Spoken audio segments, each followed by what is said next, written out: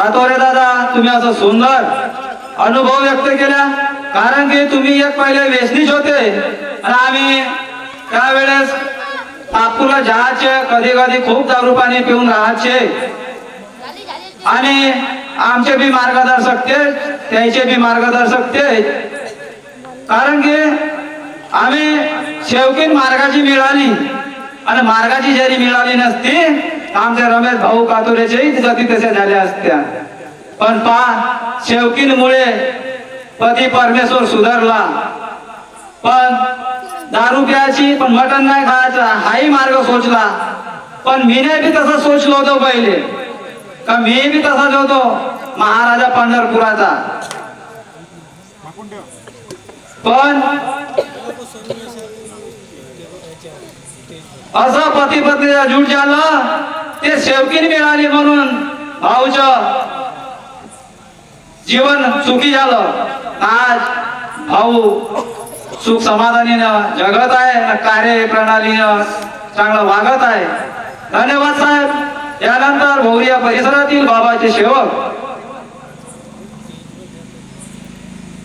सोनूदादा मेश्राम मंचावर स्थान ग्रहण करतील अशी मी त्यांना नम्र विनंती करतो.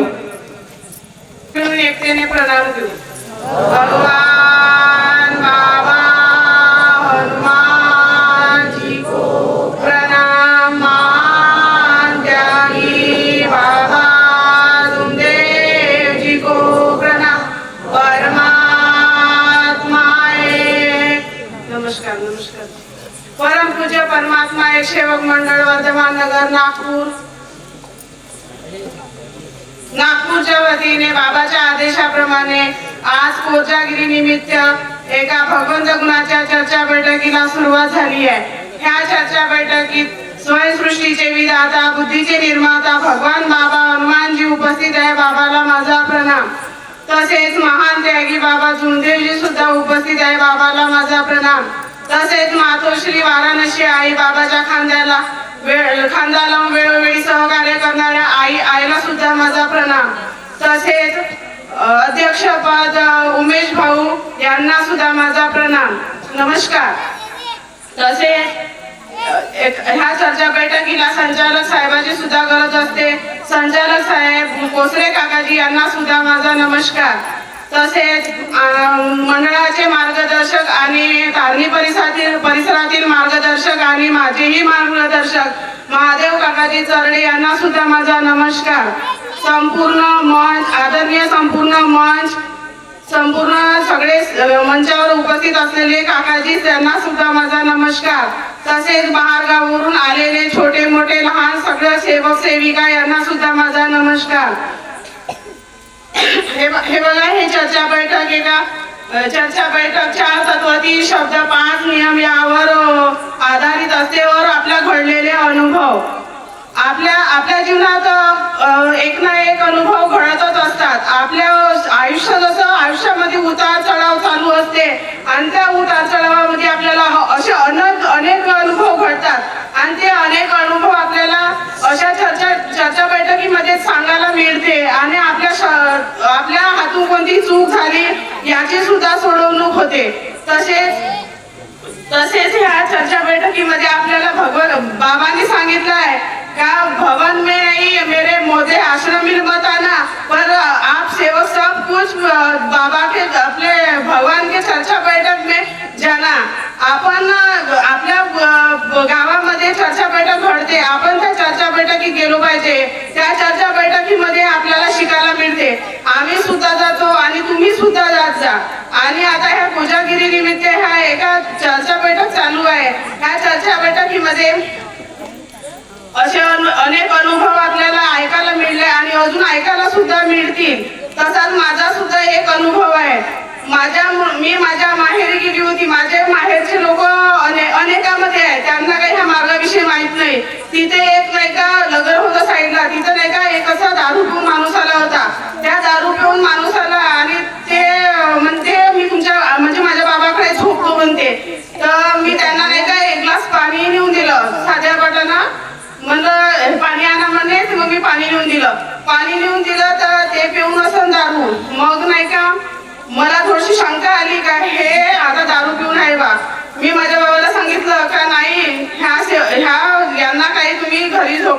नको, मी लहान लहान लेकरं घेऊन तुमच्या घरी आहे. तर बाबा म्हणजे ठीक आहे. पण माझ्या हाताने हे चूक झाली आणि माहित नाही माझ्या मुलांना तेव्हा माझी लहान मुलगी खूप लहान होती, 2-2.5 वर्षाची असत आणि मुलगा होता काही महिन्यांचाच होता.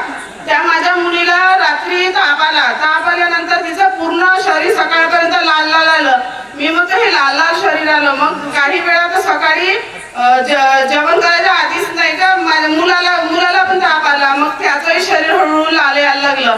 मग माझ्या बाबांनी आणि मी दवाखान्यात नेलं त्यांना. डॉक्टरनी त्यांना औषध दिली. मग हे न्यायला आले सायंकाळपर्यंत. मग मी तयारी केली. मला असं वाटतंय का मी एवढे दिवस राहिली तर काहीच नाही झालं आणि आता अचानक माझ्या मुलांची तब्येत बिघडली. मग मी ते औषध तेव्हा मला पैसे लागले होते दवाखान्यामध्ये. तेवढे औषध घेऊन मी इकडे आली. इकडे आल्यानंतर संध्याकाळी मग इथं म्हणते नाही हा गोवर सारखा दिसून राहिला म्हणते. तर मग म्हणजे शंका माझ्या मनात होती का मी दारू पिलेल्या माणसाले का पाणी दिलंच बा. मग मी यांना म्हटलं नाही आपण काकाजीकडे जाऊ का. तर आमच्या गावातलेच काकाजी होते महादेव काकाजी, त्यांच्याकडे गेलो आम्ही आणि त्यांना सांगितलं. तर ते म्हणते बाई हा गोवरवे म्हणते घरी म्हणते. तेव्हा आम्ही कच्चीमध्येच होतो. तेव्हा मग आम्ही त्यांनी नाही का आम्हाला जागेचं पाणी नाही का पूर्ण पुसून त्या पुराच्या दोन्ही फुलांले अंगाला लावायला सांगितलं. मग म्हणते आराम पडून जाईल म्हणते, तुम्ही 3 दिवस करा म्हणते हे म्हणते आणि माफीचे कार्य पण दिले. मग मी नाही का ते औषधी नाही दिली. आली तेव्हाची सायंकाळची औषधी नाही दिली ना काही नाही. माझ्या मुलाला त्या 3 दिवसाच्या याच्यामध्ये पाणी आपल्या जागेचं पाणी लावलं आणि भगवंताचं नाव घेतलं, तीर्थ करून दिलं. माझ्या मुलाचा गोळ गायब झाला. कुठं गेला माहित नाही. भगवंतामध्ये एवढी ताकद आहे आणि आपल्या हाताला कोणती गलती झाली ते आपल्या लक्षात आली ना आपण त्याची सोडवणूक केली तर ते आपल्या यानं कमी होतच असते. अशा खूप अशा गलत्या होतात आपल्या हाताला, त्या आपल्याला सोडवायच्या असतात. तसेच आपल्याला सत्य मर्यादा आणि प्रेमाने वागायचं सुद्धा असते. सत्य म्हणजे भगवान आणि मर्यादा म्हणजे बाबा आणि प्रेम म्हणजे आई. ह्या आईने आपल्या प्रेमाने आपल्या सगळ्या लेकरांना आपल्या जवळ केला आहे आणि बाबांनी सुद्धा असे आपल्याला हे फुकटात सेवा वाटून दिली आहे. त्या सेवेचा आपण सगळ्यांनी लाभ घेतला पाहिजे. मी घेईन, तुम्ही घ्या. एवढे बोलून मी माझे 2 शब्द संपवतो आणि नमस्कार घेतो. नमस्कार जी.